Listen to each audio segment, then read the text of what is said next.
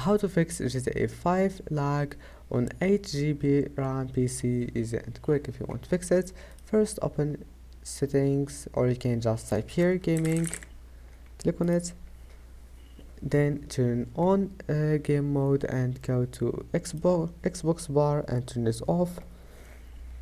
After that, right click on GTA 5, go to properties, go to compatibility, and here click change settings for all users, and now enable those two options, disable full screen and run this program as administrator, and then just click OK and turn off this one, and then click OK and OK again, and that's it. Now just restart your PC and try again, and you will find that your problem is fixed. And that's it for today's video. If you like this video, don't forget to like and don't forget to subscribe, and see you in the next video.